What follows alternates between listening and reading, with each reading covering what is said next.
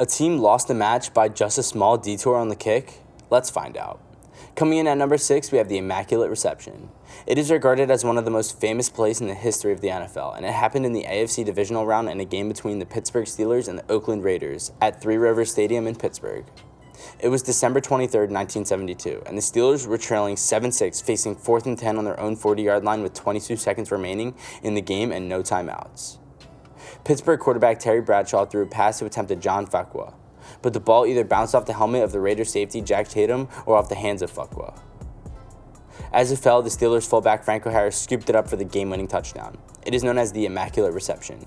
The play came with a lot of controversies. Did the ball actually touch the ground? Should it have been ruled an incomplete pass? Either way, the play would start a bitter rivalry between Pittsburgh and Oakland. Here's the clip. Coming in at number 5, we have the Music City Miracle in 2000. On January 8, 2000, the Tennessee Titans took on the Buffalo Bills in an AFC wildcard matchup in Nashville. With only 16 seconds left to play, Bills kicker Steve Christie made a 41-yard field goal to give Buffalo a 16-15 lead. On the ensuing kickoff, Lorenzo Neal caught the ball and handed it off to the tight end Frank Wycheck, who spun and threw a lateral pass across the field to receiver Kevin Dyson. Dyson ran down the sideline, rushing past the Bills' defense for a 75-yard touchdown. Officials took a look at the play, trying to determine if the lateral was indeed a backward pass. Though some debate is to it today, the call would stand. Dubbed the Music City Miracle, the play gave the Titans their first playoff win since 1991 and capped off one of the most exciting finishes in NFL playoff history. Coming in at number 4, we have The Catch in 1982. On January 10, 1981, the Dallas Cowboys took on the San Francisco 49ers at a Candlestick Park in the NFC Championship game.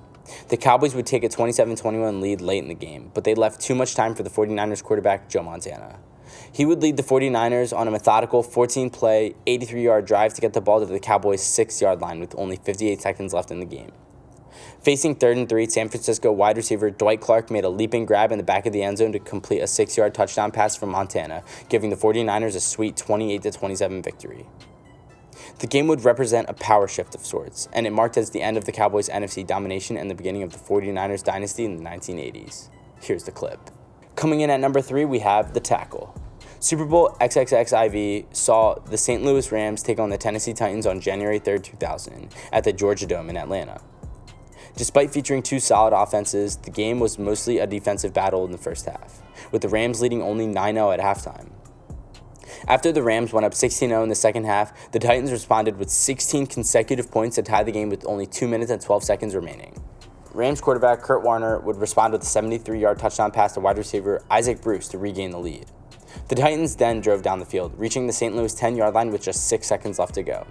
On the final play of the game, however, Tennessee receiver Kevin Dyson was tackled 1 yard short of the end zone, being stopped from a scoring potential game-tying touchdown.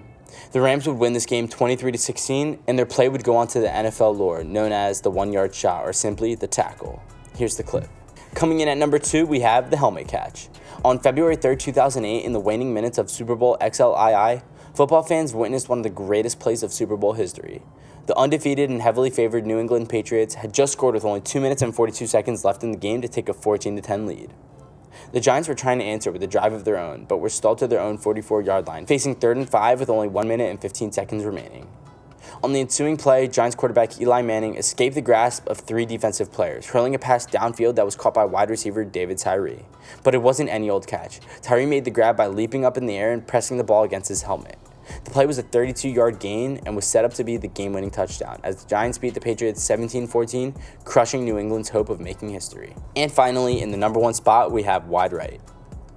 Football is a game of inches, and that has never been more true than in Super Bowl XXV.